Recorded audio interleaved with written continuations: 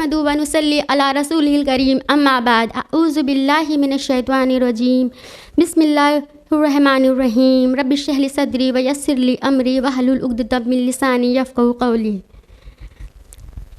इन्नल्लज़ीना आमनु व अमिलुस सालिहात व अक़ीमुस्सलाह व आतुज़्ज़काह लहुम अज्रुहुम इंदा रब्बिहिम वला खौफुन अलैहिम वला हुम यहज़नून। या सिस्टर्स, अस्सलामु अलैकुम व रहमतुल्लाहि व बरकातुहू। जैसे कि सिस्टर तैयबा ने आपको अभी बताया कि हम इंसान की तख्लीक़ का मकसद क्या है? इबादत है। और इबादत का बेहतरीन ज़रिया क्या है? सलाह। सबसे बेहतरीन इबादत सलाह है और सलाह ही हिदायत का ज़रिया है और असल में सलाह ही निजात है। तो आज हम और आप अपने आप से ये सवाल पूछेंगे कि वाकई हमारी सलाह हमारे लिए हिदायत का ज़रिया है? क्या वाकई हमारी सलाह हमारे लिए निजात का बायस बन सकती है? और क्या वाकई हम अल्लाह की इस इबादत का हक़ अदा कर रहे हैं? क्योंकि हम देखते हैं कि हम मुसलमान होने के बावजूद भी बहुत सारे मुसलमान नमाज नहीं पढ़ रहे हैं। और अगर नमाज़ पढ़ रहे हैं तो क्या हमारी नमाज में वो रूह वो जान है? तो मेरा टॉपिक इसी पे होगा, ठीक है। तो सबसे पहले ये देखते हैं कि जब हम कहते हैं हम अल्लाह पे ईमान लाते हैं, यानी हम कुरान वाले हैं, और जैसे हम कुरान खोलते हैं तो हम अपने रब के हम्द व सना के बाद क्या कहते हैं? इय्याका नअबुदु व इय्याका नस्तईन, यानी ऐ रब हम तेरे बंदे हैं, हम तेरे अब्द हैं। और फिर कहते हैं इहदिनस सिरातल मुस्तकीम, हमें सीधा रास्ता दिखा, यानी हम उससे हिदायत तलब करते हैं। और उसी के बाद जस्ट नेक्स्ट सूरह बकरा में अल्लाह फरमाता है अल्लज़ीना युमिनूना बिल गैब व युक़ीमुनस्सलाह व मिम्मा रज़क़नाहुम युनफ़िक़ून, जो ईमान वाले हैं, जो गैब पर ईमान लाते हैं, यानी जो अल्लाह पर ईमान लाते हैं, वो क्या करते हैं? वो नमाज अदा करते हैं, वो ज़कात देते हैं। और हदीस है, जामे तिरमिज़ी की हदीस है, हदीस नंबर 2616, आप सल्लल्लाहु अलैहि वसल्लम ने माज़ रज़ियल्लाहु ताला अन्हु से फरमाया कि ए माज़, क्या मैं तुम्हें ये ना बता दूं कि इस्लाम का सर क्या है, उसका सुतून क्या है और उसकी चोटी क्या है? माज़ रज़ियल्लाहु अन्हु ने फरमाया बेशक। तो रसूल अल्लाह सल्लल्लाहु अलैहि वसल्लम ने फरमाया कि दीन इस्लाम का सर अपने आप को अल्लाह और उसके रसूल के सुपुर्द कर देना है, उसका सुतून सलाह है और उसकी चोटी जिहाद है। यानी सलाह क्या है? इस्लाम का पिलर है। और हम लोगों को पता है कि इस्लाम के कितने पिलर होते हैं? 5, शहादा, सलाह, सौम, ज़का और हज। और हदीस है, हदीस कुदसी, अल्लाह सुब्हान तआला फरमाता है, रसूल अल्लाह सल्लल्लाहु अलैहि वसल्लम ने फरमाया कि अल्लाह सुब्हान तआला ख़ुद कहता है कि जो मेरे वो बंदे जो मेरा कुर्ब हासिल करना चाहते हैं, वो जो भी इबादत करते हैं उसमें सबसे नज़दीक मेरे लिए क्या है? फ़राइज़। यानी ये जो हमारी इबादत है, ईमान के बाद हम जो इबादत करते हैं, ये सब क्या है? फ़राइज़ है। अब आइए देखिए इनसे हमारा क्या ताल्लुक़ है। यानी ये सारी इबादत क्या है? अल्लाह के करीब होने का ज़रिया है। हाँ, तो पहले हम सलाह की बात नहीं करते। सबसे पहले तो जब हम ईमान लाएंगे, यानी हम कहेंगे अल्लाह इज़ वन, तौहीद का इकरार करते हैं ज़बान से और दिल से। सलाह की बात बाद में करते हैं। अगर हम सौम को देखते हैं तो सौम क्या है? साल भर में एक बार आता है, ठीक है, यानी कंडीशन है साल भर में एक बार। उसके बाद ज़कात की बात जब करते हैं तो ज़कात भी कब हमारे ऊपर फ़र्ज़ होती है? जब हमारा माल निसाब की हद तक पहुंच जाता है, यानी कंडीशन। और जब हज की बात करते हैं तो हज के लिए फ़िज़िकल और फाइनेंशियल दोनों कंडीशन अप्लाई होती है, ठीक है। लेकिन हम रोज़े का भी बहुत शौक़ रखते हैं, बीमार होते हैं फिर भी क्या कहते हैं? नहीं, हम रोज़ा नहीं छोड़ेंगे। हाँ, हमने बहुत सारी मतलब जो ओल्ड एज ख़वातीन होती हैं उनको ये कहते हुए सुना है कि नहीं नहीं हम रोज़ा नहीं छोड़ेंगे, ठीक है, क्योंकि मोहब्बत है, अल्लाह के क़ुरबत है और इबादत की एक लज़्ज़त महसूस होती है उसमें। और हज के बारे में तो कहना ही क्या, हज के साथ क्या ताल्लुक़ होता है कि लोग पैसे इकट्ठा करते हैं, हज के लिए तमन्ना करते हैं, आरज़ू करते हैं। और आप लोग ने ऐसी बहुत सारी रियल स्टोरी सुनी होगी कभी ना कभी कि किसी की माली हालत बहुत ख़राब थी, कोई गरीब था या कोई माजूर था, पर वो कैसे अल्लाह के घर देखने पहुंच गया। यानी हम लोग इस बात पे रश्क करते हैं कि अल्लाह ने उसे हज करवा दिया, उम्रा करवा दिया, ये शौक़ है। और ये भी देखा है कि हज पे नंबर आते हैं ना, वो नंबर नहीं आता है तो लोग बेकरार थे मेरा नंबर नहीं आया। लेकिन होता क्या है कि हज करने के बाद भी, उम्रा करने के बाद भी बहुत सारे लोग नमाज तर्क कर रहे हैं। यानी अगर हमें हज का शौक़ है और रोज़े का शौक़ है, हाँ, तो फिर सलाह के लिए तो कोई कंडीशन नहीं है ना, हाँ, ना वक्त की कंडीशन है, ना सेहत की कंडीशन है और ना माल की कंडीशन है। हम अपने घर में बैठ के हर थोड़ी देर के बाद हैया अलल सलाह की सदा पर अपने रब से अपना कनेक्शन बना सकते हैं, उसकी क़ुरबत हासिल कर सकते हैं। यानी फिर भी हम नमाज से गाफिल हैं, क्यों? और अभी जैसे मैंने बताया कि इस्लाम की बुनियाद सलाह है, तो अब ये बताइए अगर किसी चीज़ का बेसिक फाउंडेशन ही ख़राब हो जाएगा तो क्या वो चीज़ अपने जमाल और कमाल पे पहुँचेगी? हरगिज़ नहीं। हदीस है, सही बुखारी की हदीस है, हदीस नंबर 246 कि अल्लाह के रसूल ने कहा है कुफ्र और ईमान में जो फ़र्क है वो क्या है? सलाह है। यानी हम सलाह को कायम ना करके नमाज को तर्क करके दिन पे दिन अपने ईमान को कमज़ोर बना रहे हैं और हमें एहसास भी नहीं है।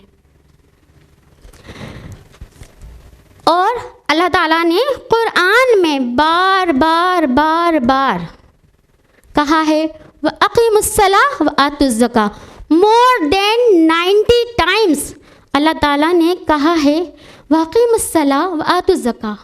क्यों? कोई बात बार बार क्यों कही जाती है? क्योंकि वो बहुत इम्पॉर्टेंट होती है, उसके बहुत फ़वाइद होते हैं।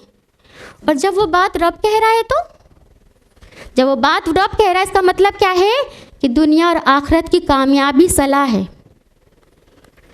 और हम लोग कुरान वाले हैं, फिर भी हम इन आयतों से गुज़र जाते हैं और एहसास नहीं करते हैं और नमाज तर्क कर रहे हैं, छोड़ रहे हैं, पढ़ ही नहीं रहे हैं।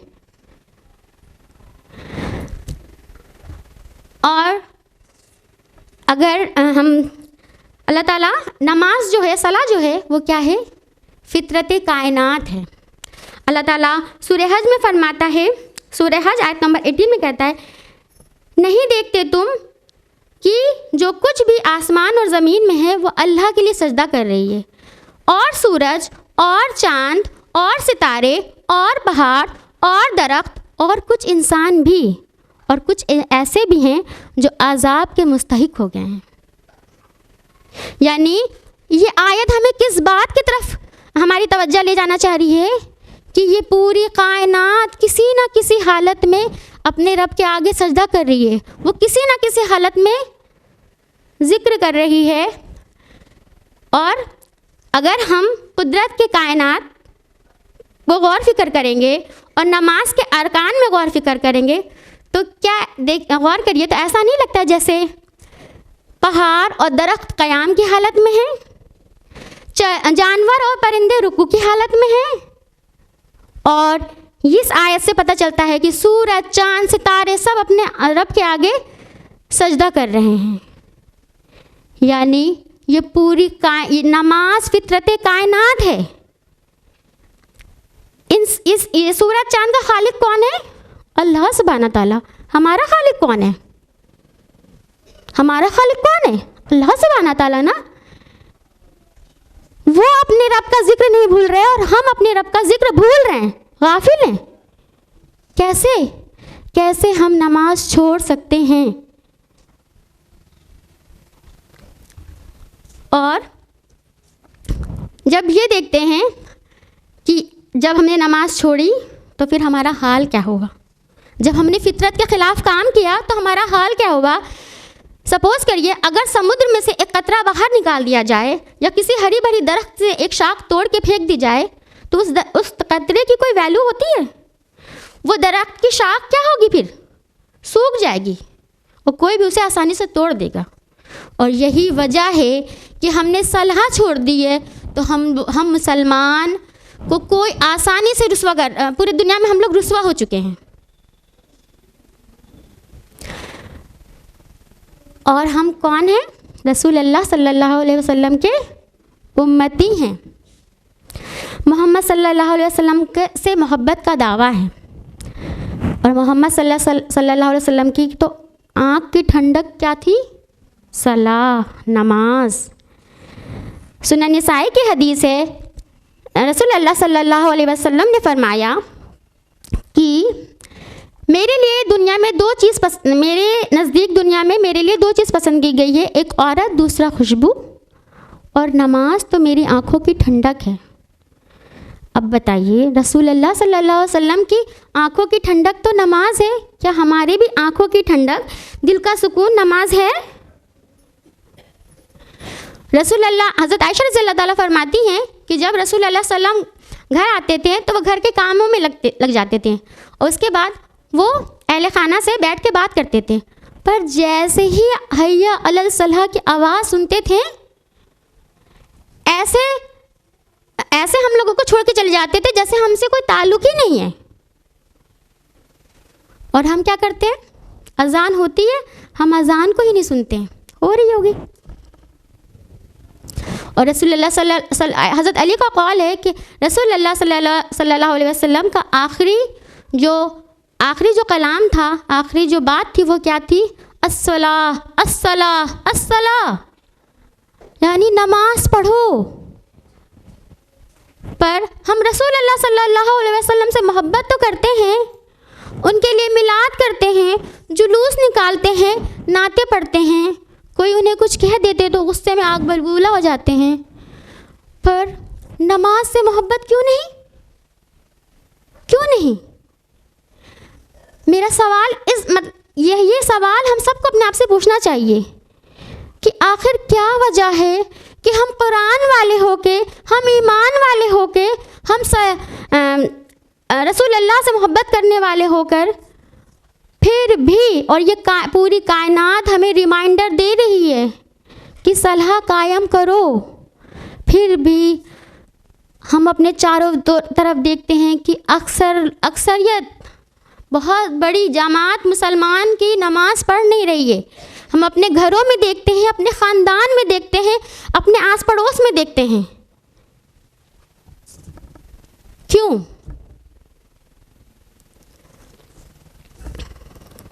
अब आइए देखते हैं कि हमारी सलाह से क्या ताल्लुक़ है। हम नमाज़ें पढ़ते हैं, हमें से बहुत लोग कहते हैं कि हम लोग नमाज़ पढ़ते हैं, अल्हम्दुलिल्लाह, लेकिन आइए गौर करें कि हमारे नमाज से क्या ताल्लुक़ है। हम नमाज कब पढ़ते हैं? जब किसी कंपटीशन या किसी एग्ज़ाम का रिज़ल्ट आना होता है, जब किसी हाई पोजीशन जॉब की ख्वाहिश होती है तो हम बार बार मस्जिद के तरफ दौड़ते हैं। जब किसी से मोहब्बत होती है, उसको पाना चाहते हैं, तो मुसल्ला बिछा के नमाज़ पढ़ते हैं। और जब कभी किसी के लिए रिश्ते की दरकार होती है अपनी बेटी के लिए, तो अल्लाह के आगे नमाज़ पढ़ के रो के दुआ करते हैं। या फिर हमारा कोई अज़ीज़ बीमार पड़ जाता है तो फिर हम अल्लाह के आगे बार बार कभी मस्जिद में, कभी मुसल्ले पे बार बार लपकते हैं। लेकिन जहाँ मसला ख़त्म, नमाज ख़त्म, यानी हमने सलाह को अपने गिव एंड टेक का ज़रिया बना लिया है। ये हमारा कनेक्शन है हमारी नमाज से। या फिर माँ बाप ने हुक्म दे दिया कि नमाज़ पढ़ो, तो वो माँ बाप का हुक्म समझ के नमाज़ पढ़ रहे हैं, क्योंकि जब अल्लाह का हुक्म समझ के नमाज़ पढ़ेंगे तो फिर कैफियत बदल जाएगी दिल की। अब इस बात पे गौर करते हैं कि हमारे असलाफ का उनकी नमाज से क्या ताल्लुक़ था। हमारे असलाफ ऐसे नमाज पढ़ते थे, ऐसी नमाज अदा करते थे कि उनके लिए तो उनकी नमाज मेराज बन जाती थी। आपने ये कौल सुना होगा, अस्सलातुल मेराजुल मोमिनीन, नमाज मोमिन की मेराज है। अब आइए मेराज के वाक़े पे गौर करते हैं, एक झलक डालते हैं। क्या हुआ था मेराज में कि जिब्रील अलैहिस्सलाम आए थे और मोहम्मद सल्लल्लाहु अलैहि वसल्लम को मस्जिद हरम से मस्जिद अक्सा ले गए।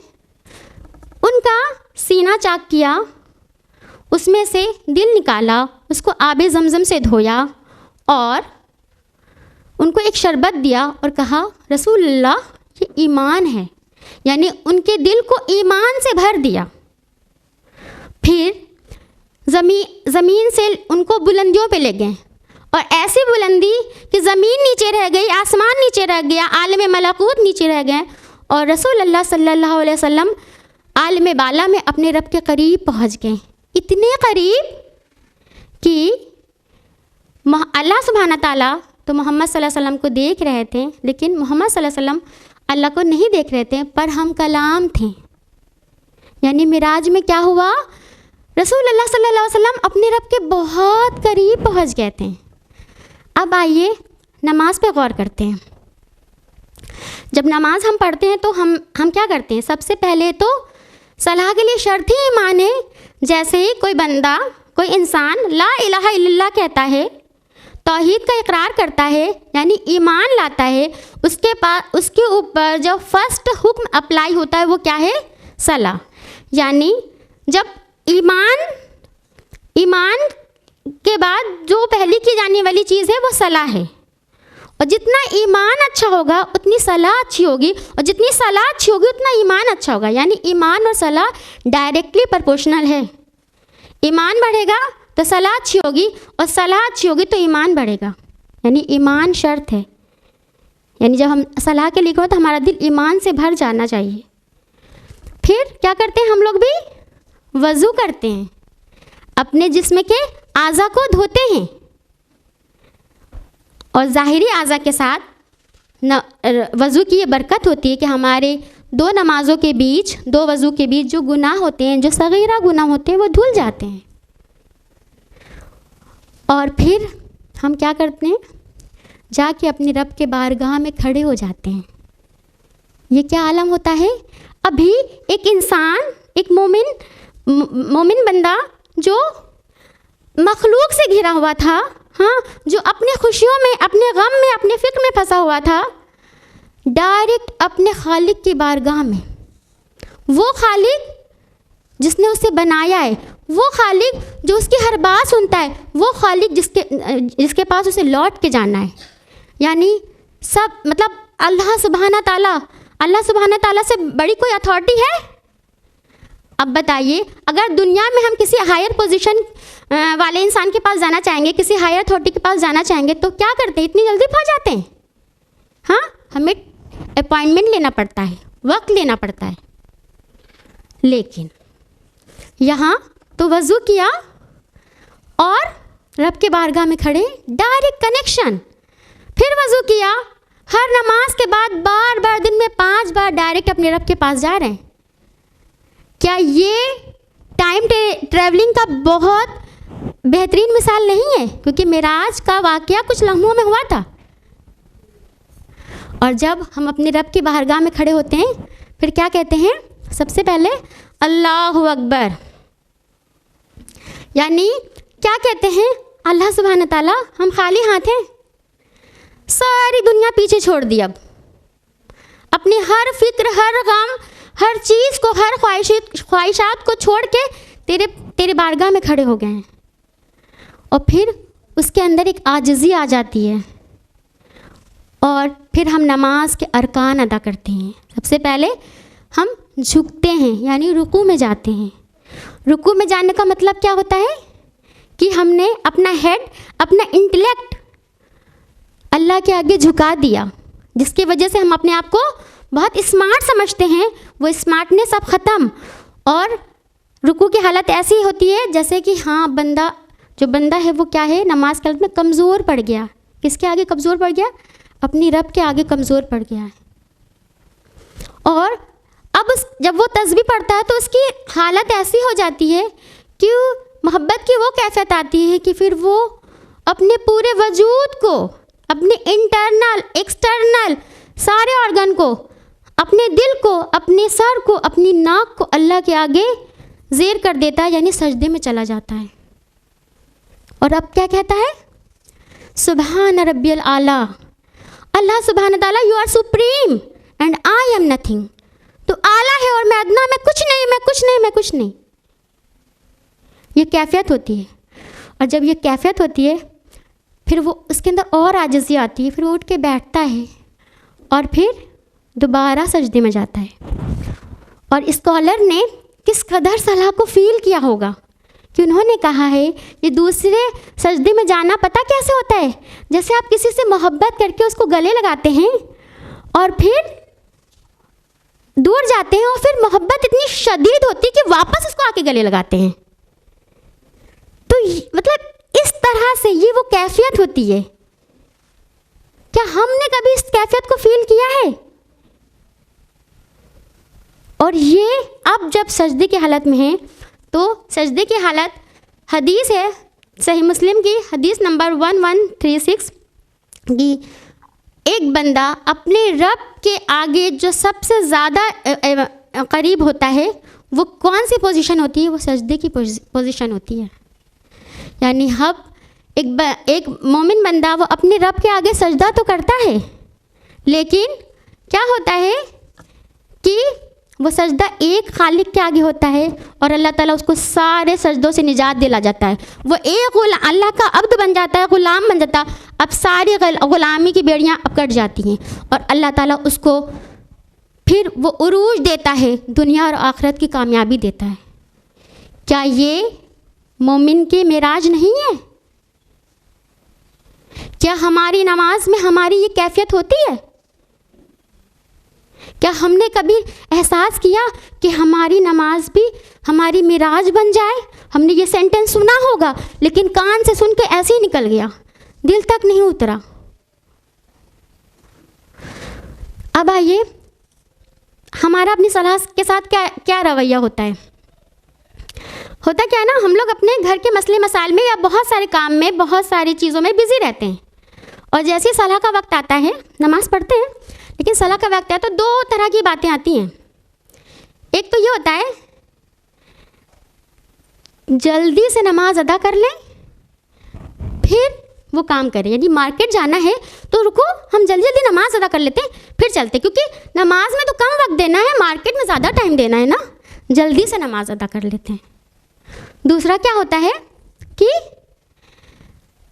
जो भी काम है सामने, अगर दो काम आ गया, एक सलाह है और दूसरा कोई और काम, तो हम क्या कहते हैं पहले ये काम कर लें फिर सलाह पढ़ लेंगे। हाँ पढ़ते हैं पर इतना डिले हो करके कि वो आखिरी वक्त पे पहुंच जाती है या फिर कज़ा हो जाती है। ये हमारा रवैया है। जबकि अल्लाह सुब्हाना ताला ने क्या कहा है कि नमाज में नमाज की तरफ लपकना है, दौड़ना है। और जब जल्दी जल्दी नमाज़ पढ़ते हैं तो पता क्या करते हैं, बस जल्दी से वज़ू किया और वज़ू करने के बाद दुपट्टा उठाया और बांध लिया। अब ये नहीं देखा कि जो ज़ाहिरी कंडीशन सलाह की हालत में होनी चाहिए, यानी हमारा लिबास वो क्या होना चाहिए, हमारी स्लीव आधी है या यहाँ तक की है, आजकल फैशन है टखने के ऊपर ट्राउज़र पहनने का, टखना खुला है, बस दुपट्टा माना और नमाज अदा हो गई। जबकि नमाज के लिए शर्त है कि हम अपने सत्र को कवर करें। मर्दों का सत्र क्या है, उनकी नाक से लेकर उनका घुटना नी तक, और आपने गौर किया होगा, सबने इस बात को ज़रूर फील किया होगा, जब फ्राइडे को हमारे घर के मर्द हजरात सलाह के लिए जाते हैं तो वाइट कुर्ता पैजामा पहन के और इतर लगा के जाते हैं तो कितने अच्छे लगते हैं ना वो। हाँ, क्या ही प्रॉपर लिबास में जा रहे हैं। और हम मर्दों के लिए हमारा सत्र क्या है? पूरा जिस्म हमारा सत्र है, सिवा चेहरे के और हाथ के। और ये जो सत्र है यानी अल्लाह सुब्हानहू यानी रसूल अल्लाह का हुक्म है कि जब हम नमाज की हालत में हो तो अपने आप को कवर करें, यानी हम एक प्रॉपर ड्रेस में रहें। और इस ड्रेस को इब्नुल क़य्यिम ने कहा है खिलत। खिलत वो ड्रेस होती है जो ऑनर के लिए पहनाई जाती है, किसी को इज्जत देने के लिए पहनाई जाती है। आप लोगों ने कॉन्वोकेशन देखा होगा, जब बच्चों को डिग्री मिलती है स्टूडेंट्स को तो उनको ब्लैक कोट पहनाया जाता है, वो खिलत होता है, ऑनर की ड्रेस। जब किसी को कोई प्राइज़ मिलता है, नोबेल प्राइज़ इस टाइप का कोई प्राइज़, तो क्या होता है, उनको चादर वो शॉल उड़ाई जाती है, वो क्या होता है, वो खिलत होता है, एक ऐसा लिबास जो इज़्ज़त जाती है। और हमारा अल्लाह हमसे चाहता है, वो हमें इज़्ज़त देना चाहता है, वो चाहता है कि हम प्रॉपर ड्रेस में उसके सामने खड़े हों। पर हम सलाह की हालत में ऐसे होते हैं कि बस दुपट्टा बांधा है, बाल खुला है, ना सलाह की हालत में दुपट्टा खुल रहा है, बस किसी तरह सलाह पढ़ी और फारिग। और सलाह के लिए क्या शर्त है? किबला डायरेक्शन। काबे की तरफ ही रुक करके नमाज़ पढ़ेंगे ना। अगर कोई कभी आपके घर आ जाता है और अगर गलत किबले की तरफ खड़ा होता है तो हम फ़ौरन उसको पॉइंट आउट कर देते हैं कि नहीं नहीं, इधर किबला नहीं, इधर किबला है। तो जिस्म का किबला यानी हमारा ज़ाहिरी किबला तो काबा है, लेकिन क्या होगा दिल के किबले का? हमारी रूह का किबला क्या है? हमारी रूह का किबला है अल्लाह सुब्हाना तआला की वो ज़ात, कि ये एहसास होना कि हम अपने रब के आगे खड़ी हैं। हम ज़ाहिरी तो किबला के आगे खड़े होंगे, लेकिन हमारा दिल अपने रब के आगे झुका होना चाहिए। और पता है सलाह क्या होती है? शैतान से एक जंग होती है, एक जंग होती है, एक मुहासरा होता है। क्योंकि शैतान क्या करता है, वो हमारी सलाह से कुछ ना कुछ हिस्सा ले जाना चाहता है। जब हमारा दिल ही अल्लाह की तरफ नहीं होता है तो क्या होता है, दुनिया भर के ख़यालात हमारे दिल में आते हैं और हम उसी में घूमते रहते हैं। हमने क्या पढ़ा, क्या किया, कुछ एहसास नहीं, और हम शैतान को कुछ हिस्सा नहीं देते, पूरी नमाज ही दे देते हैं और सलाम फेर के फारिग। पर जो नमाज से मोहब्बत करते हैं ना, वो कैसे सलाह को महसूस करते हैं? इब्नुल क़य्यिम एक बहुत बड़े दीन के स्कॉलर हैं, उन्होंने कहा सलाह दस्तरख्वान है। दस्तरख्वान मतलब क्या है? एक ऐसी टेबल, हाँ, जहाँ बहुत सारे वैरायटी ऑफ फूड रखे होंगे, जहाँ बिरयानी होगी, डेज़र्ट होंगे, स्वीट डिश होगी, ठीक है। और दस्तरखान मतलब हम वहाँ बैठ के इत्मीनान से खाना खाना चाहते हैं। ये नहीं कहते कि जल्दी जल्दी बस खाना खाने में इत्मीनान चाहते हैं, हाँ। और क्या करते हैं, हमेशा खाने में वैरायटी चाहते हैं। जैसे कभी शादी में गए होंगे तो क्या होता है, प्लेट लेकर पीस ढूंढते रहते हैं, अच्छी बोटी, हाँ, वैरायटी ढूंढते हैं, स्पेशल। और हम औरतों को तो पता है कि हम लोगों की तो आधी ज़िंदगी किचन में गुजरती है, लोगों के इस शौक़ को पूरा करने के लिए, अपने दस्तरखान को सजाने के लिए किचन में रहते हैं। यानी खाना बहुत इम्पॉर्टेंट है। और खाना किस लिए खाते हैं? अपने जिस्म के लिए, अपनी सेहत के लिए। पर जिस्म का एक हिस्सा क्या है, हमारी रूह भी तो है, उसकी ग़िज़ा का क्या? कभी एहसास हुआ कि रूह को भी ग़िज़ा चाहिए? हमने जिस्म की तो भूख मिटा ली, पेट को की तो भूख मिटा ली, लेकिन जिस्म का क्या? जिस्म की ग़िज़ा कहाँ है? मुसल्ले पर है, मस्जिद में है। हमारी रूह भूखी है, प्यासी है, दिन पे दिन कमज़ोर हो रही है। और जब और उसकी ग़िज़ा क्या है? अल्लाह का ज़िक्र, और सबसे बेहतरीन ज़िक्र क्या है? सलाह। और क्या हमने कभी अपनी सलाह के लिए वैरायटी ढूंढी है? जिस तरह हम खाने में वैरायटी ढूंढते हैं ना, कि हम आज कोई बड़ी सूरा पढ़ेंगे सलाह में, चंद आयतें और याद कर लेते हैं, रुकू और सजदे की तस्बीहात को और बढ़ा देते हैं या और कुछ दूसरी तस्बीहात याद करके अपने रब को की हम्द व सना करते हैं। हमारी सलाह तो सिर्फ कुल हुवल्लाहु अहद, कुल औज़ु बिरब्बिल फलक और कुल औज़ु बिरब्बिन नास तक होके रह गई है। ये हमारा ताल्लुक़ है हमारी सलाह से।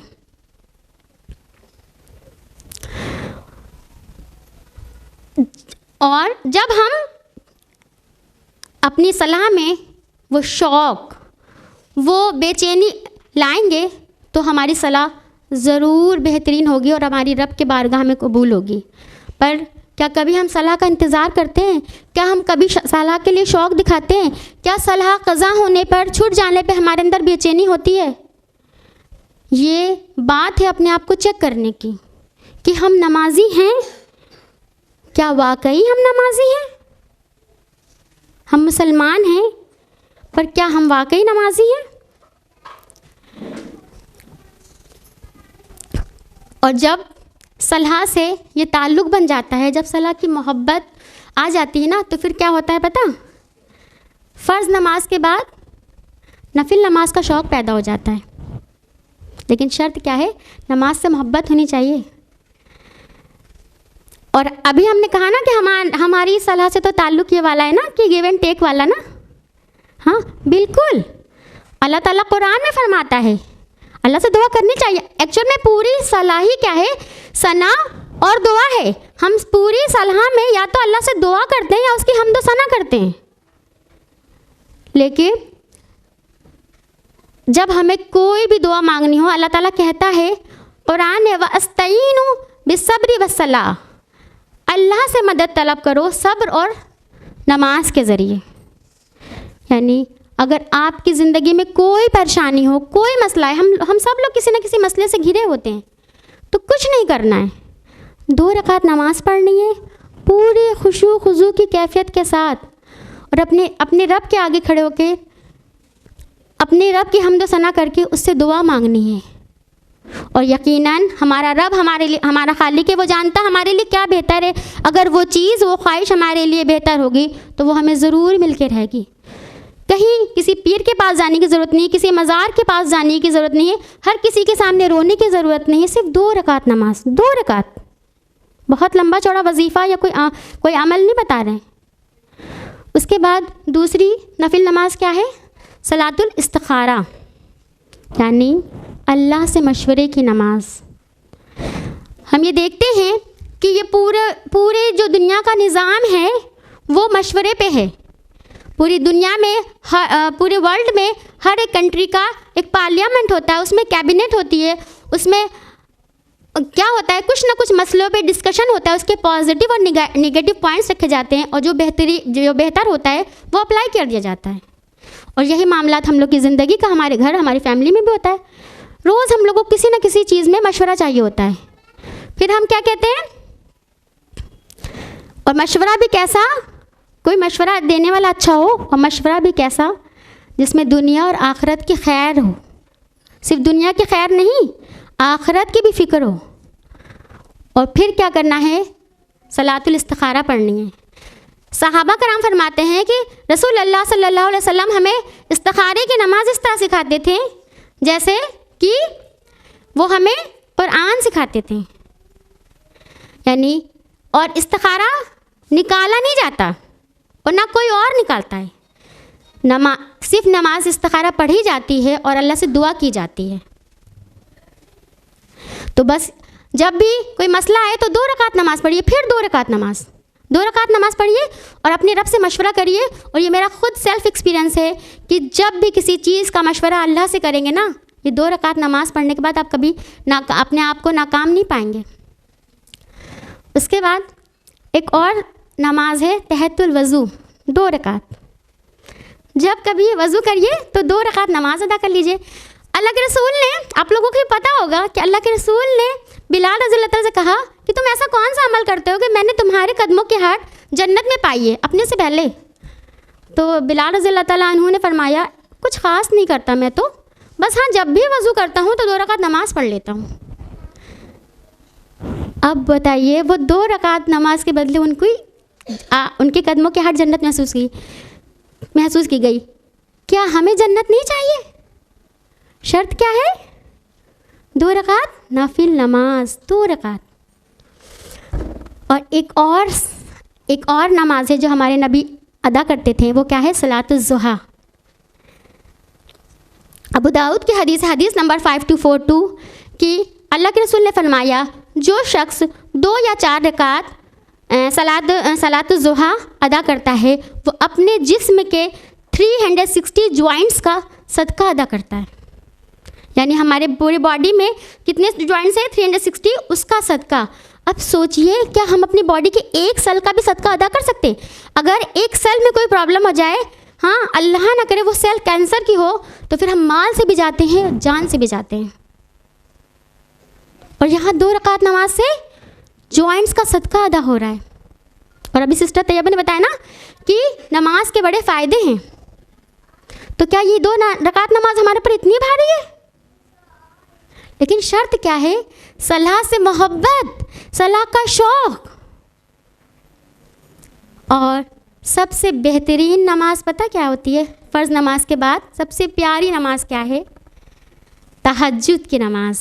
बेशक जो पढ़ते हैं उन्हें एहसास होगा, क्योंकि जब इंसान दिन भर अपनी मुश्किलों में उलझा है, फ़िक्र में उलझा है, और उसे सलाह से मोहब्बत होती है, और जब उसे दुनिया से ज़्यादा आखिरत की फ़िक्र होने लगती है, जब उसे अपने गुनाहों का एहसास मारने लगता है, जब उसे जन्नत का शौक़ और दोज़ख का खौफ उसके ऊपर उसके वो प्रेशर डालने लगता है, तो फिर वो क्या करता है? वो रात में सो नहीं पाता, वो बेसाख्ता उठ जाता है और उठ कर अपने रब की बारगाह में खड़ा हो जाता है। और अब इस वक्त उसकी नमाज में कोई रियाकारी नहीं होती है, क्योंकि वो खालिस अपने रब की रज़ा के लिए खड़ा होता है। और अब वो क्या करता है? कुरान पढ़ता है क़याम की हालत में, और उसका क़याम लंबा होता जाता है और उसकी आंखों से आंसू निकलने लगते हैं, और फिर वो बेसाख्ता सजदे में गिर जाता है। और इस कदर सजदा वो सजदे में इस कदर लज्जत होती है कि उसका उठने का दिल नहीं चाहता, और अब उसको सलाह की असली लज्जत महसूस होती है। क्या कभी हमने ये लज्जत महसूस की? जिन्होंने महसूस की होगी उनको पता होगा ये कितना खूबसूरत एहसास है।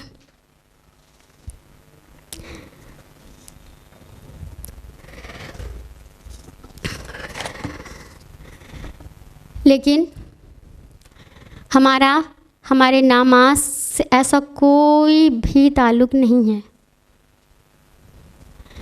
हमारी नमाज एक गाफिल दिल की नमाज बन जाती है, और हम नमाज को किस किस वजह से छोड़ देते हैं? क्यों? क्योंकि अभी हमें मार्केट जाना है। हाँ, मार्केट में घंटों शॉपिंग कर रहे हैं, असर की नमाज, मगरिब की नमाज जा रही है, कोई फिक्र नहीं। क्यों? क्योंकि हमने अभी मेकअप करा हुआ होता है, हम वज़ू कैसे करें? नमाज छोड़ दी। क्यों? अभी हमारे घर में मेहमान आए हुए हैं, हमने नमाज छोड़ दी। क्यों? क्योंकि हम बीमार हैं, हमने नमाज छोड़ दी। क्यों? क्योंकि हमें नींद आ रही है, हमने नमाज छोड़ दी। हमारे ये कितने उस अजीम इबादत के लिए जो हमारे ये एक्सक्यूज़ेज़ हैं वो कितने हकीर हैं।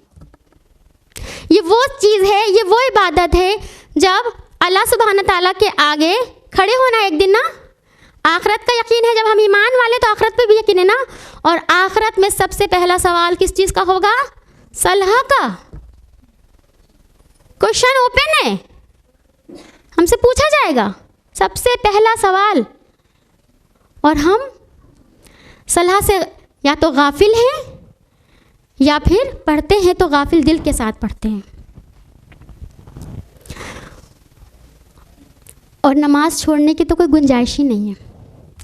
अल्लाह ताला ने इसको कुरान में मेंशन किया है कि एक बार का वाक़या है कि रसूल अल्लाह सल्लल्लाहु अलैहि वसल्लम अपने सहाबा के साथ किसी जंग में थे, तो मुशरिकीन ने कहा कि ये जो मुसलमान लोग हैं अपनी एक वक्त की नमाज से बड़ी मोहब्बत करते हैं, और वो कौन सा वक्त था? नमाज असर का। तो जब ये लोग उस वक्त की नमाज में मशगूल होंगे तब हम इनके ऊपर अटैक कर देंगे। जिब्रील अलैहिस्सलाम आ गए, उन्होंने रसूल अल्लाह से कहा कि रसूल अल्लाह अपने लश्कर को 2 गिरोह में बांट दीजिए। जब एक लश्कर सलाह अदा करेगा तो दूसरा उसको प्रोटेक्ट करेगा, और जब दूसरा लश्कर रसूल अल्लाह सल्लल्लाहु अलैहि वसल्लम के पीछे नमाज अदा करेगा तो पहला लश्कर उसे प्रोटेक्ट करेगा। यानी सलातुल खौफ, खौफ के हालत में नमाज, जंग। और ये जंग किस लिए की जा रही थी? दीन इस्लाम के लिए। अल्लाह सुब्हानहू तआला ने तो नहीं कहा ना कि अब जंग हो रही है, इस्लाम के लिए जंग हो रही है, छोड़ दो, सलाह छोड़ दो। नहीं। और हम कैसे सलाह छोड़ सकते हैं? और यही वजह है कि गैर मुस्लिम और कुछ मुसलमानों के दिल में अब ये ख़याल है कि सलाह एक फ़ेल अबस है, यानी एक बेमकसद किया जाने वाला काम जिसका कोई असर नहीं। क्योंकि अगर सलाह में असर होता तो मुसलमानों के हालात क्यों नहीं बदलते? आज हमारी अखलाकी और अमली ज़वाल की एक वजह क्या है? सलाह है। सलाह को तर्क कर देना है, सलाह को छोड़ देना है। तो हमें इस बात पे गौर करना है कि अगर हम नफिल नमाज को नहीं अदा कर रहे हैं, अगर हम फ़र्ज़ में भी सारी मतलब जितनी रकात होती है सुन्नत को नहीं अदा कर रहे हैं, तो कम से कम फ़र्ज़ नमाज की तो पाबंदी कर लें। हाँ, 4 रकात और 2 रकात नमाज़ पढ़ने में कितना वक्त लगता है, लेकिन शर्त क्या होनी चाहिए? वह नमाज पूरे खुशू, पूरे खुजू, पूरे दिल के और रूह के हाजिर के साथ होनी चाहिए। यानी हमारा दिल और मेरा रूह दोनों अपने रब के आगे हाजिर हो। ऐसा ना हो कि वो नमाज एकदम खाली हो जाए। असल में नमाज असल में जो कामयाबी है वो नमाज है। अभी नमाज के बहुत सारे फ़ायदे आपको सिस्टर तैयबा ने बताएं, और कुरान खुद फरमाता है क़द अफ़लहल मोमिनून अल्लज़ीना फ़ी सलातिहिम ख़ाशिऊन। कामयाब हो गए वो लोग जिन्होंने अपनी नमाज में खुशू अख्तियार किया। यानी कामयाबी किसको मिलती है? जो नमाज कायम करते हैं और पूरे खुशू और खुजू के साथ करते हैं। और क्योंकि नमाज हमें बुराइयों से रोकती है। सूरह अनकबूत आयत नंबर 45 में अल्लाह फरमाते हैं इन्ना सलात तन्हा अनिल फ़हशाए वल मुनकर। यानी नमाज हमें फहश और बुराई से रोकती है। तो असल में कामयाबी क्या है? वो सलाह है। खुद अल्लाह सुब्हाना ताला ये फरमा रहा है। अब 1 मिनट को सिर्फ ये तसव्वुर कर लीजिए कि अच्छा, उससे पहले ये बात कहना चाहूँगी कि आज हम लोग अपने घरों में और न्यूज़ में और मर्द हज़रात से या खुद भी कभी इस बात में इन्वॉल्व होते हैं कि आज मस्जिदें तोड़ी जा रही हैं। ये डिस्कशन होता है आए दिन, लेकिन क्या कभी गौर किया है कि मस्जिदें क्यों तोड़ी जा रही हैं? कहीं उसके ज़िम्मेदार हम भी तो नहीं? हकीकत में हम हैं, हम मुसलमान हैं। मस्जिदें इसलिए तोड़ दी जा रही हैं क्योंकि नमाजी नहीं है। अब 1 मिनट को अगर ये तसव्वुर आप करें कि अगर हैया अलल सलाह की आवाज़ पर, हैया अलल फलाह की आवाज़ पर हर मोहल्ले, हर शहर में, हर जगह से, हमारे घरों में, हमारे ख़ानदान के लोग, हमारे घर के लोग, हमारे पड़ोसी नमाज के लिए निकलने लगे ना, जितने मर्द हजरात हैं, तो बताइए क्या आलम होगा? क्या गैर मुस्लिम पे रोब नहीं पड़ेगा? हाँ, अगर हैया अलल सलाह की आवाज़ सुन के हमारे घर में हम सब लोग जो घर के जितने मेंबर हैं, हाँ, जितनी औरतें हैं वो नमाज के लिए खड़ी हो जाएंगी, तो क्या उनके बच्चे नमाज नहीं पढ़ेंगे? उन्हें पता होगा जिस तरह खाना पीना पढ़ना ज़रूरी है वैसी सलाह भी ज़रूरी है। अभी एक मेरे सामने से एक स्टेटमेंट गुजरा कि माएँ अपने बच्चों को इतनी मेहनत करती हैं कि उन्हें डॉक्टर इंजीनियर बना देती हैं, पर क्या माएँ ऐसी नहीं होती जो अपने बच्चों को नमाजी बना दें? लेकिन शर्त क्या है? बिल्कुल, माँ बाप अपने बच्चों को कुछ बनाने के लिए अपनी ज़िंदगी फ़ना कर देते हैं, लेकिन मगर उसके लिए शर्त क्या है कि हम खुद भी इबादत करें, उनके अंदर वो शौक़ पैदा करें कि वो ऑटोमेटिक नमाज़ पढ़ने लगें। मेरी इस पूरे बात का मकसद ये नहीं है कि हम आपसे ये कह रहे हैं कि आप नमाज के लिए मोटिवेट हो जाएं। मैं खुद अपने आप को मोटिवेट करना चाह रही हूँ, लेकिन मकसद ये कहना चाह रही हूँ कि हम सब की नमाज ऐसी हो कि वो दूसरों के लिए मोटिवेशन बन जाए। खुद नमाज ऐसी हो, हमें कहना नहीं पड़े।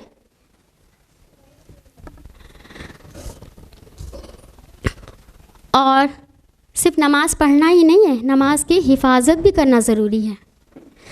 अल्लाह ताला सूरह मोमिनून में ही आगे फरमा रहा है, यानी जब उसने कहा कद अफ़लहल मोमिनून, यानी कामयाब हो गए वो लोग, तो उसके आगे कुछ आयतों के बाद ये कहा इन्ना सलाते अल्लज़ीना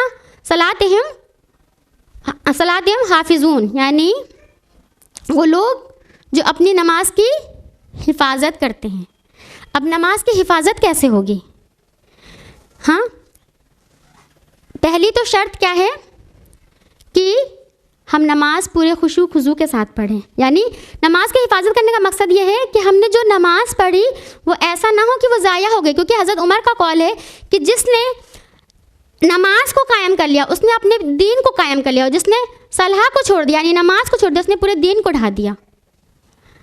तो कैसे हम अपनी नमाज में वो खुशू और खुजू लाएँ, ये हम सब के लिए होमवर्क होगा। बस मैं कुछ पॉइंट यहाँ बता दे रही हूँ, ठीक है। कि पहला तो ये कि हम जो कुछ भी सलाह में पढ़ें उसको समझ के पढ़ें। हम जो भी कुरान पढ़ रहे हैं, जो भी तस्बीहात पढ़ रहे हैं, वो सब समझ के पढ़ें। उसका माने हमें पता होना चाहिए, क्योंकि हम रब से हम कलाम होते हैं, हमें पता होना चाहिए हम अपने रब से क्या कह रहे हैं, और हमारा रब हमें सुन रहा होता है। दूसरा क्या है, अल्लाह की मार्फत, अपने रब को पहचानिए। ऐसे पहचानिए कि नमाज के हालत में भी और नमाज के हालत में जब ना हो, यानी जब नमाज नहीं पढ़ रहे हों, अपने दुनियावी काम में बिजी हों, उस वक्त भी हमारे दिल में यह ख्याल रहे कि हमारा रब हमें देख रहा है, हम अब भी इबादत की हालत में हैं। और ऐसा हो नहीं सकता कि हम हर वक्त अपनी रब की मार्फत में डूबे होंगे, हर वक्त हमारा दिल हमें यह एहसास दिला रहा होगा कि हमारा रब हमें देख रहा है, एक दिन हमें अपने रब के आगे खड़े होना है। जब हम इस कैफियत में रहेंगे, तो जब हम नमाज में खड़े होंगे तो ज़रूर हमारी नमाज की हालत बदल जाएगी, कैफियत बदल जाएगी, वो खुशू खुजू अपने आप आ जाएगा। और क्या सिर्फ किसी हर चीज़ को अगर छोड़ के बस इतनी सी बात कहें, मेरा दिल ये चाहता है क्या हम अपने रब की इबादत सिर्फ इसलिए नहीं की क्योंकि वो मेरा रब है, ना कोई गरज हो, ना कोई हाजत हो, बेलौस मोहब्बत कि वो मेरा रब है। क्या हम कभी ऐसे नमाज पढ़ लें कि वो मेरा वो मेरा रब है, हमें उसकी इबादत करनी है। इस कैफियत में दौड़ जाइए, फिर देखिए नमाज में कैसा खुशू और खुजू आता है। वो आपकी 2 और 4 रकात नमाज आपको कितना सुकून पहुंचाएगी कि आप अपनी ज़िंदगी की सारी परेशानियों को भूल जाएंगे। और ये सोच लीजिए कि वो सलाह किसने दी है? अल्लाह सुब्हाना ताला ने। किसको दी है? रसूलुल्लाह सल्लल्लाहु अलैहि वसल्लम को दी है। और कहाँ दी है? सारा हुक्म अल्लाह ताला ने दुनिया पे जितना हमको हुक्म मिला है काम करने का, वो सब दुनिया में। और नमाज कहाँ बुला के दी?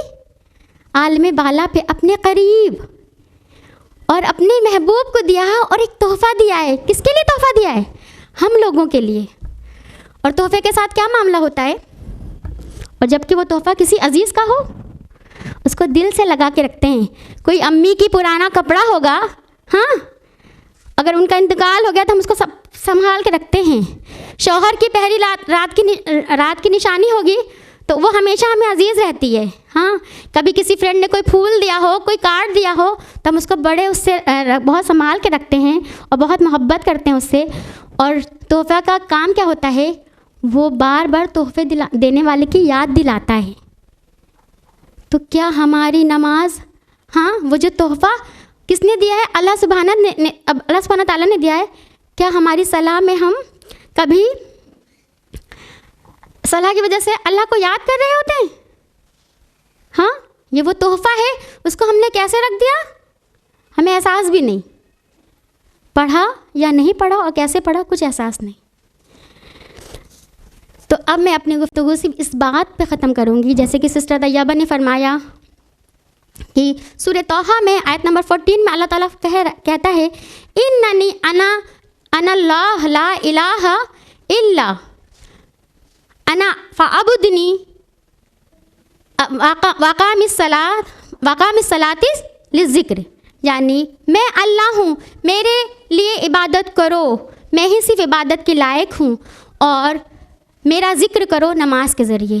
क्या इस आयत को सुन के हम ये नहीं कहेंगे इन्ना सलाती व नुसकी महयाया व ममाती वलिल्लाहि रब्बिल आलमीन, कि बेशक मेरी नमाज, मेरी क़ुरबानी, मेरा जीना, मेरा मरना सब अल्लाह के लिए है। व आखिर दवाना अनिल हम्दुलिल्लाहि रब्बिल आलमीन। अस्सलामु अलैकुम व रहमतुल्लाहि व बरकातुहू।